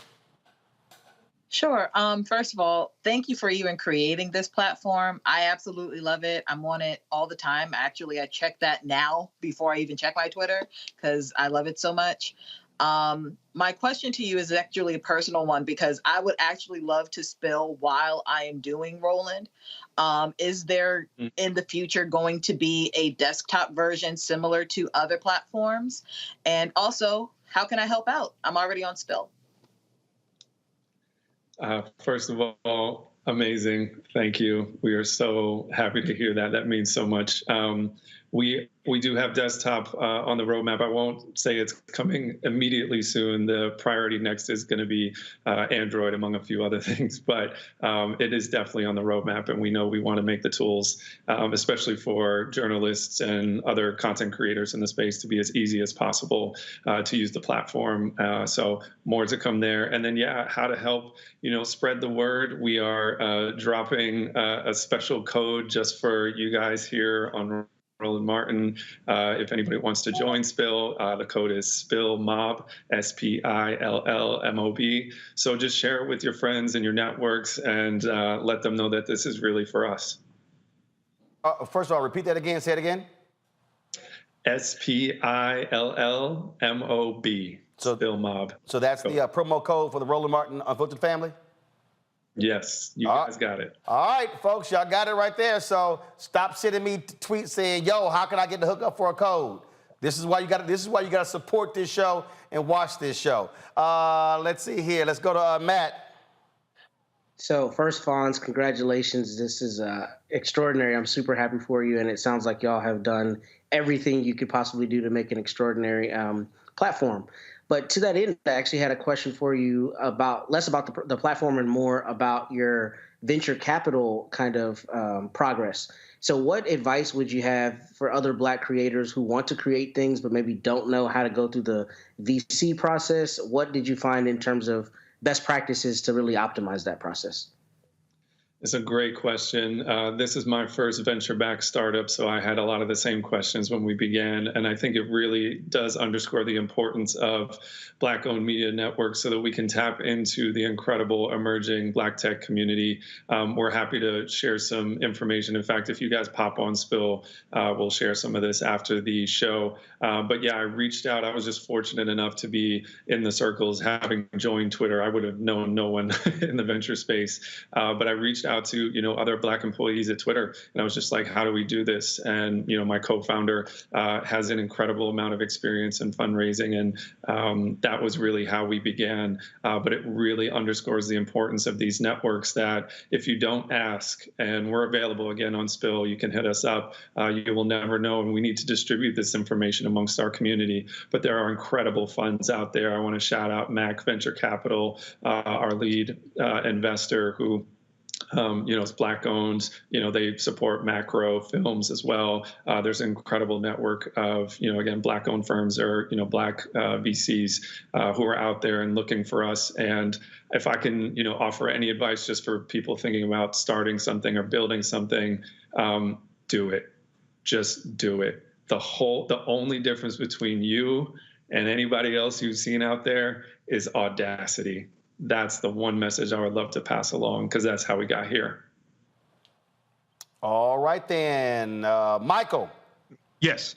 Hey, Alfonso, this is fantastic, and I'm trying to sign up right now. Now, did you say that this is only for iPhone users? Because it's in my Google Play Store.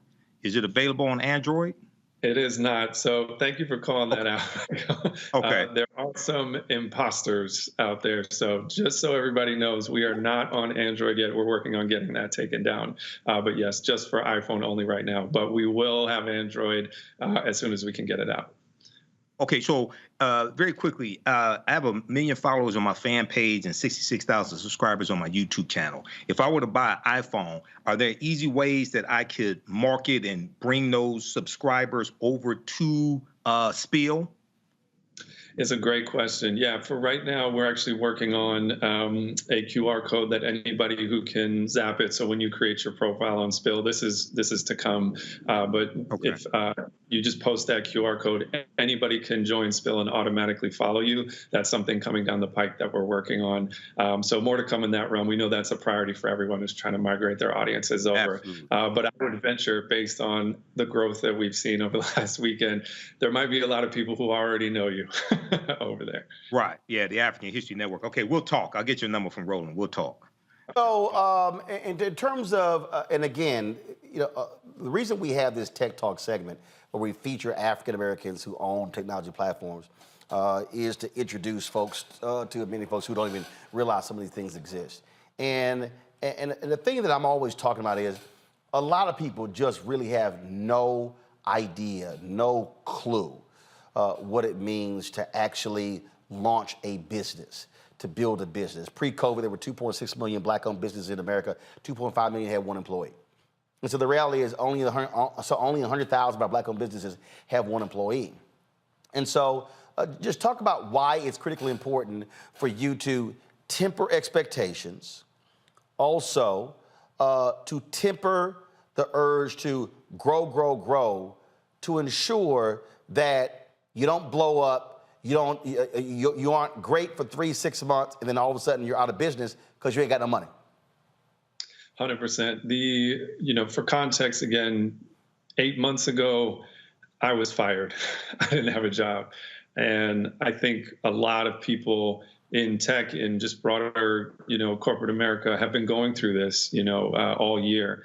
And it's been incredibly, it was incredibly risky to even consider taking on a venture like this, especially with not having, personally a proven track record in starting companies from the beginning.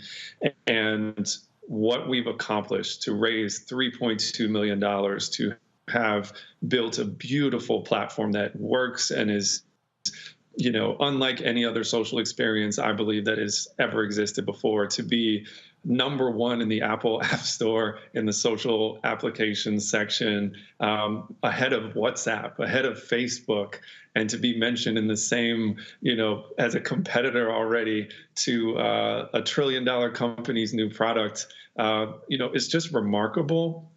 And at the same time, we are a small team. We are just getting started, and we have a lot more to build to make sure that our vision becomes the reality that we've laid out and that everyone can enjoy. So we are not actually chasing massive growth at this moment. We want to continue to welcome, people who are willing to join the community on Spill and help us test and help us make it better. But you haven't even seen anything yet. We got a whole bunch of stuff coming when we get more towards our general launch, which is not too far off.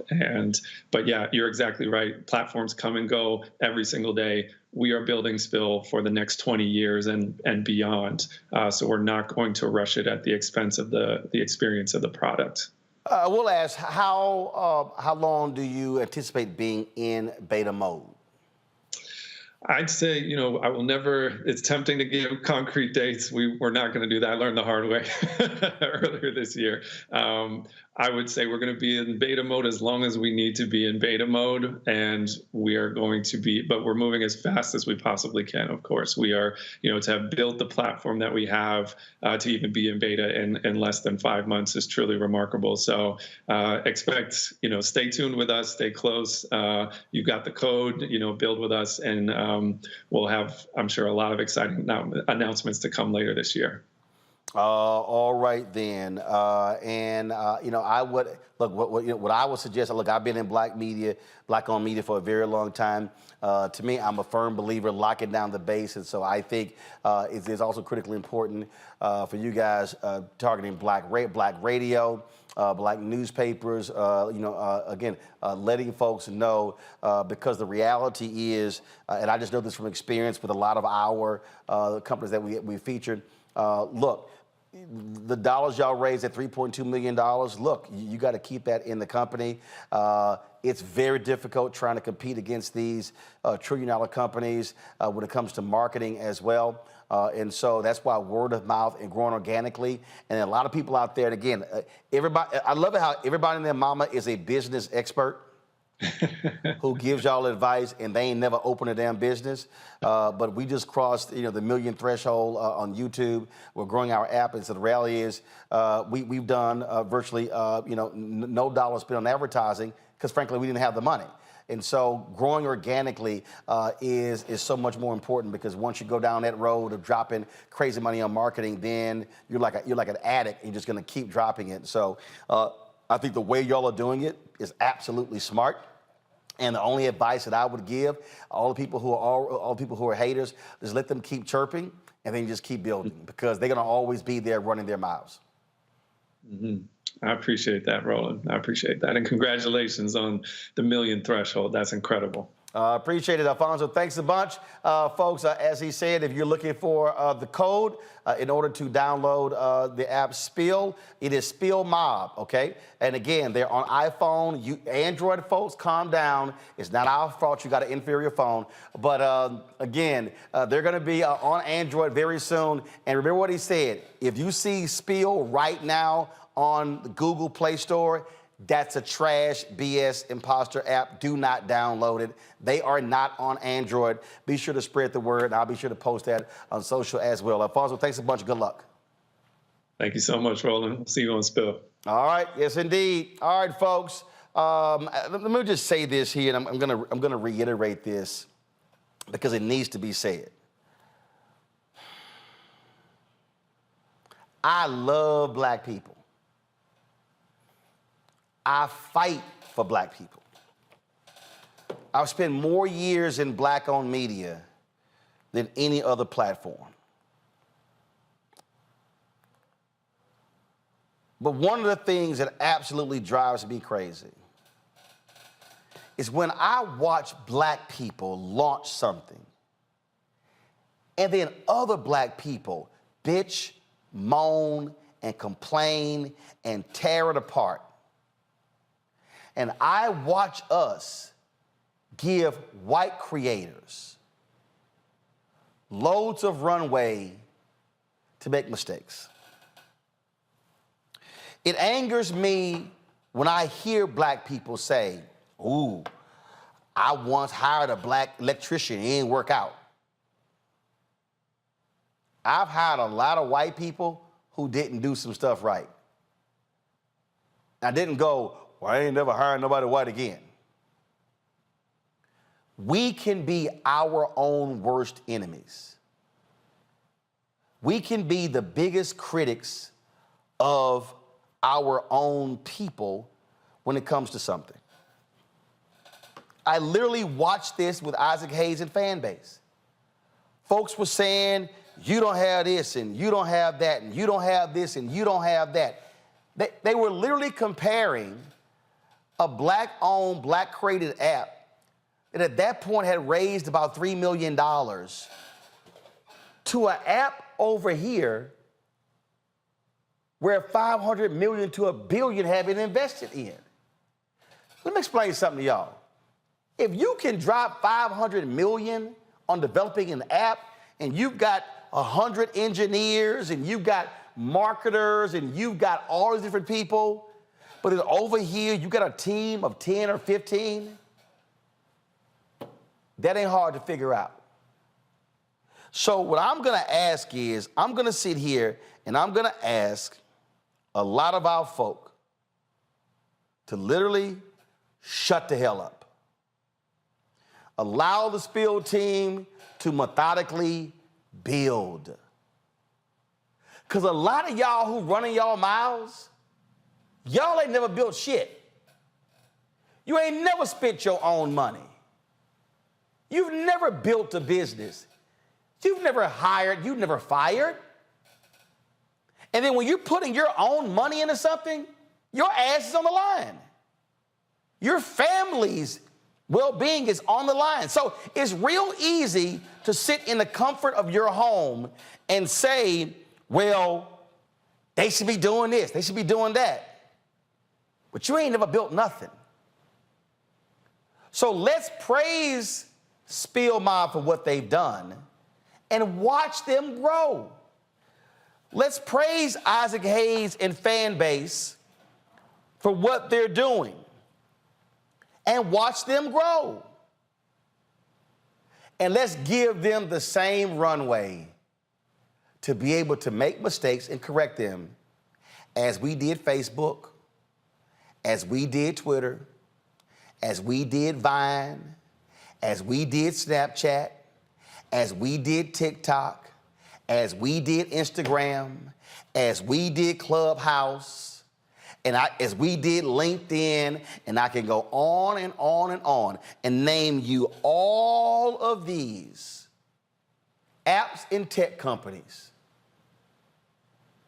that Black people never owned, that we never built, that few of them even employed us, yet we gladly gave them all of our talents and energies, and now they're worth billions of dollars, and then we're running around hollering about the lack of Black wealth creation. If all the folk out here, if you download Spill, they grow. They become valuable. If everybody watching or listening downloaded fan base, they grow. They build. And when they grow and build, they can raise more money to get better, to improve the product. And then all of a sudden, we're now competing on an equal playing field. Just be mindful of that when you start running your mouth criticizing some folks who actually had the courage to create a product that serves the interest of Black folks. I'll be back on Roland Martin Unfiltered on the Black Star Network.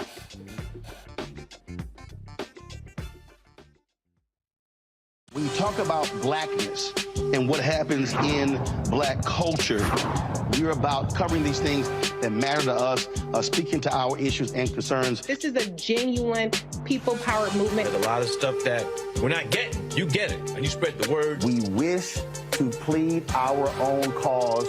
Too long have others spoken for us. We cannot tell our own story if we can't pay for it. This is about covering us. Invest in Black-owned media. Your dollars matter.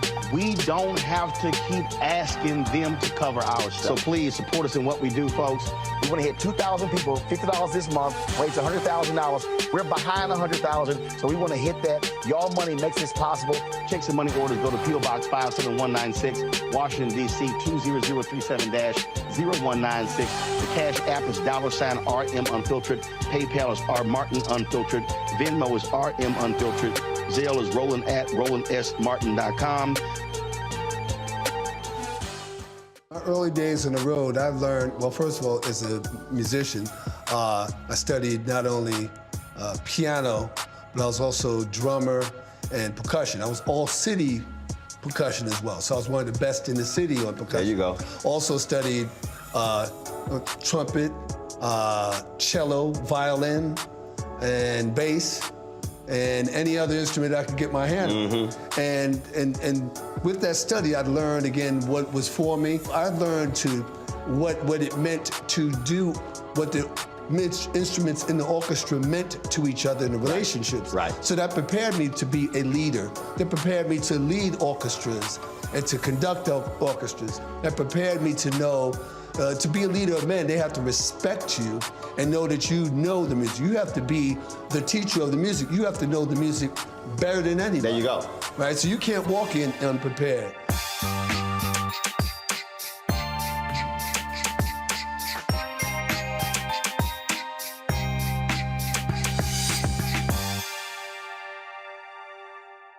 I am Tommy Davidson. I play Oscar on Proud Family, Louder and Prouder. Right now, I'm rolling with Roland Martin, unfiltered, uncut, unplugged, and undamn believable.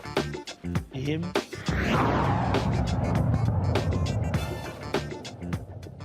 Do y'all recall the viral video of a Black girl trying to get her diploma, and she did a little dance, and the principal decided not to give her a diploma. Well, guess what? That principal, she's out. Lisa Messi, the former principal at the Philadelphia High School for Girls, was replaced following a public outcry calling for accountability. Although the students eventually received their diplomas after the ceremony, the incident left them and their families feeling embarrassed and unsatisfied with the resolution. After the incident, the Philadelphia High School for Girls temporarily appointed Janice Butler as the substitute principal. It remains unclear whether Lisa Messi will return to the school. Good, Kelly. That's exactly what the hell should happen. I'm sick of these dumbass principals and these college presidents and other people acting a fool because somebody does a little dance. Yeah, it's graduation. Just stay your ass there, give them their 10 seconds, 15 seconds, and say, appreciate, thank you much, move along. Exactly. And it kind of takes away from the point of a graduation, which is supposed to be celebratory. It's supposed to be jubilant. And again, it kind of goes back to my point regarding the Tulsa Race Massacre and these kids who really are the most free generation that we've ever had. They are the freest as far as thought, as far as culture, as far as autonomy. And for you to basically cultivate these children to think for themselves and think critically and basically be like, you can do whatever you want to do. And then they finally do what they want to do. And then you punish them for it. It's incredibly disingenuous as a principal, as an adult in general, to stifle that child's life and that child's light. Especially for ceremonies such as graduation. So, yeah, good riddance, because clearly that principal didn't get it. They drive me crazy with this, Matt. We had one video that we showed where they actually had cops at the graduation snatching folks for celebrating. That's stupid. It's stupid. People should be able to enjoy it. It's a momentous occasion in their lives, and honestly, it's not like anybody's going to remember if they violated decorum, and all of that is really, to use the term, gatekeeping. It's this idea that you can't even express joy, happiness, pride in your accomplishment unless you do it in the way that we prescribe and that we sanction, and that's stupid. So, it's dumb. This principal should not have wasted her time on this, and she's gone for a good reason. And I hate that this kind of thing happens. I think people should be able to enjoy themselves. When my kids graduate, I'm going to be there with an air horn. Mark my words. Look, now I'm gonna show you this here, Michael. So first of all, it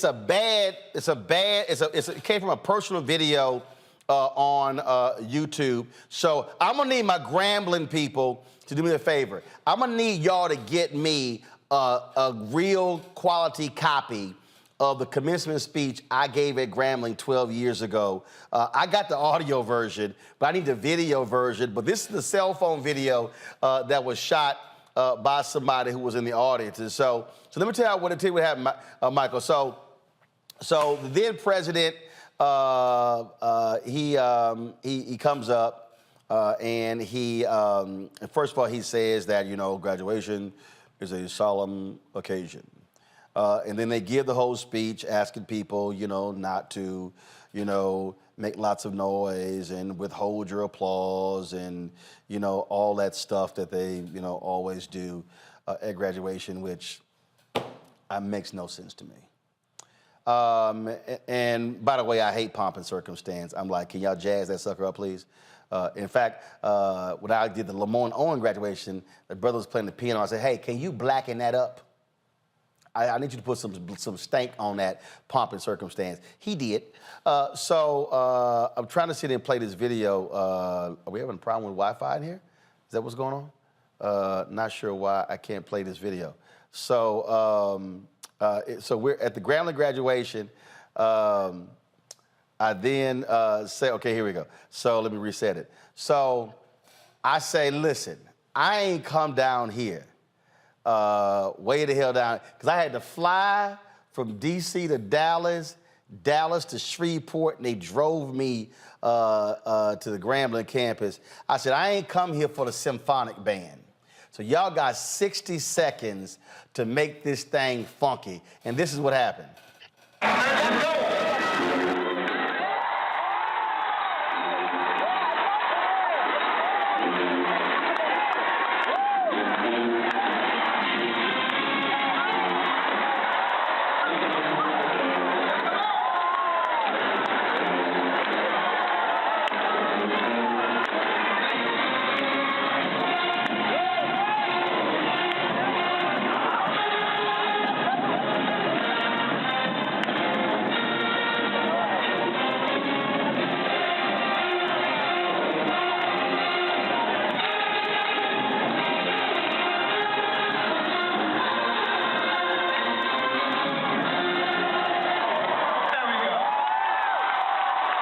happened, Michael. I was like, y'all got to make this thing funky.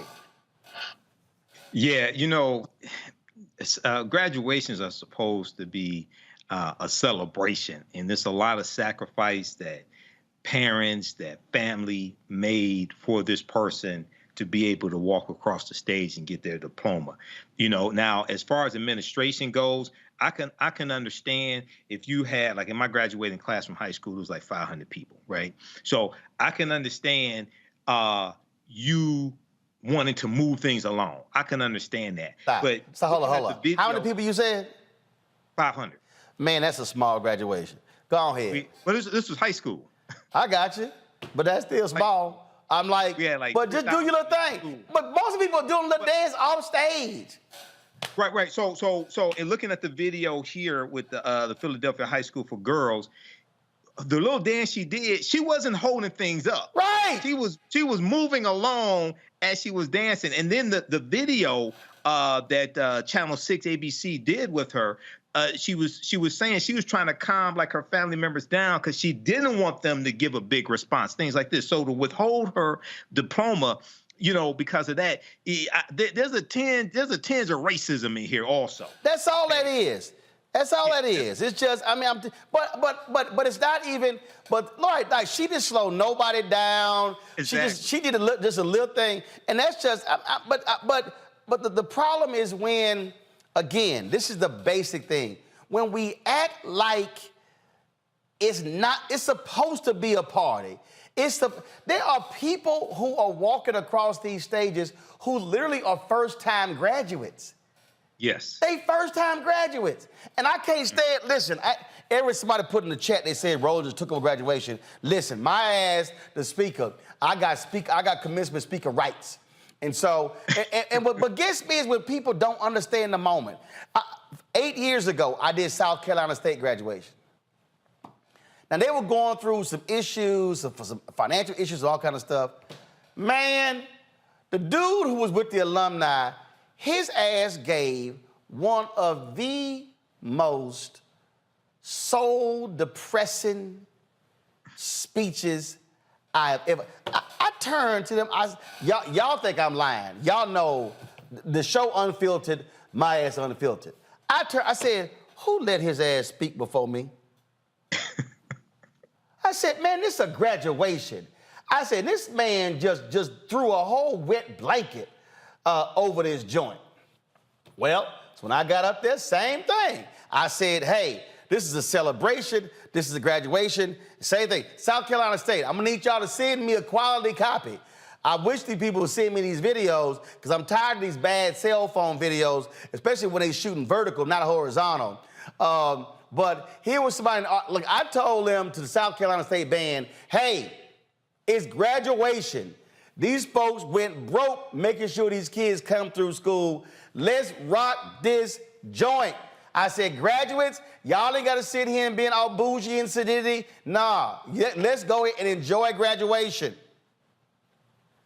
Go to iPad. Hey, come on, hey! That's it! Yeah! Hey! Get it, boy!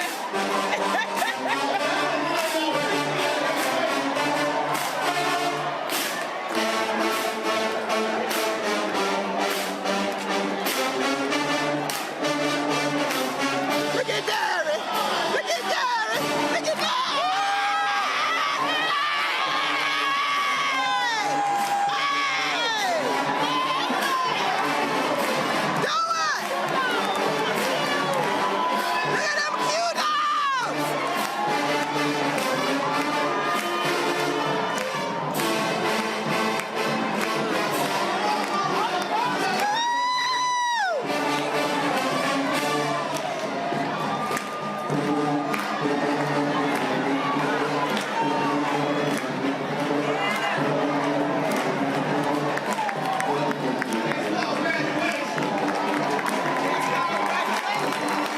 You gonna remember that graduation or that pomp and circumstance bullshit?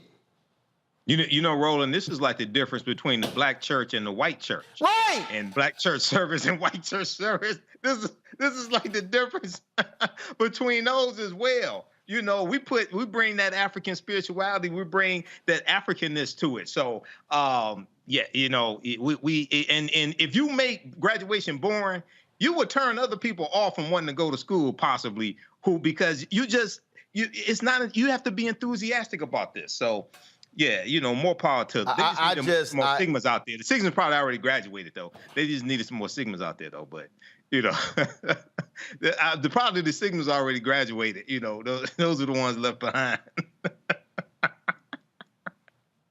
Oh, shout out to Cass Technical High School. I meant to say. Oh, damn. Even the look on Kelly's face right now and say, did he just say that bullshit? The look on her face like Kelly's wearing blue. She knew it was coming. Kelly ain't wearing y'all blue. Shit, Kelly, go ahead. Kelly, go ahead, cause Mike, I don't know what the hell he think he doing. I was listen. It's 8:05. I was just like, don't start nothing. Don't. Right. I don't know why he's sitting here want to throw that nonsense in, knowing damn well he knew them Sigmas on scholastic probation. Oh no. Again. No. Right. I was trying to get through the show I was trying to get through the show without taking a shot at you little Sigmas, but you just want to go ahead and run your mouth. And I'm gonna hit y'all with this one here. This is the last one. We about to go. So again, let me thank Kelly, Michael, and Matt for being on the show. So when I did the Jackson State commencement, y'all, in December, so y'all seen that video of the former Jackson State drum major just going off at the graduation. That's only because I told the band, stop playing that damn symphonic music. Y'all need to play some Jackson State HBCU music. I'm gonna say this, but look, I done about 20 commencements, 18 HBCUs.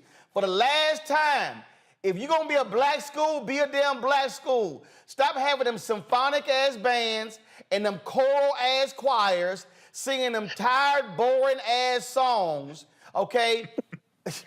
Man, y'all think I'm lying. I did Central State. What'd you say, Kelly? I was like, I was part of those choirs, but it's fine. That's fine. Look, I give y'all one damn choral song, okay? But damn it, if you're gonna be at a black graduation, you better sing a gospel song. A gospel song we know. We did. Sing something black. We did. All right?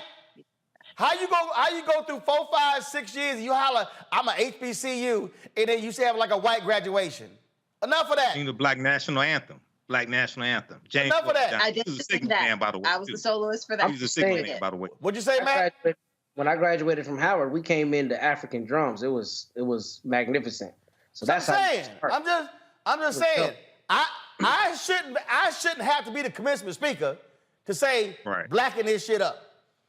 But the Jackson State band, and look, I was in a symphonic band in junior high, but it's graduation is a party. So for all y'all principals with a stick up your behind, and you college presidents, and you college provosts, I need y'all to sit your asses down and realize graduation ain't about you. It's about celebration of the graduates and the families. So I'm glad this principal is gone. And again, this was at Jackson State when I told the band, yo, let's get this thing lit before I speak. And my man got it going.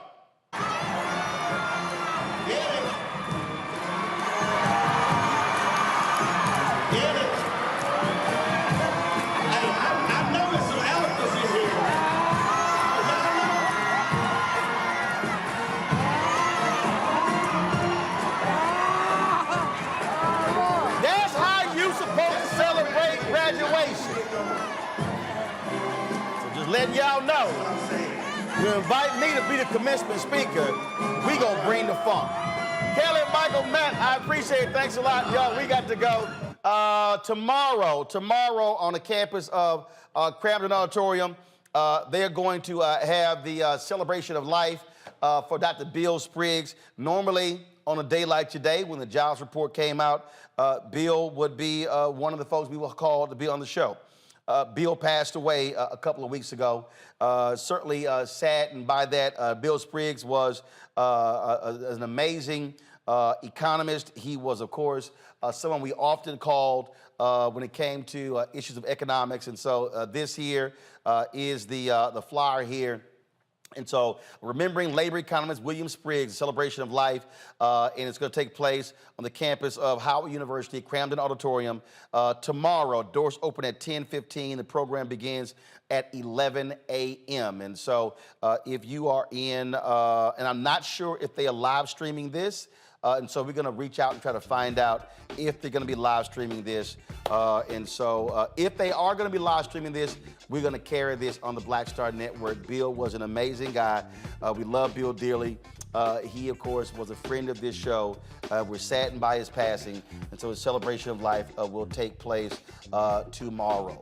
Folks, that is it. Y'all take care. Have a good one. I'll see you next week on Roland Martin Unfiltered. Holla!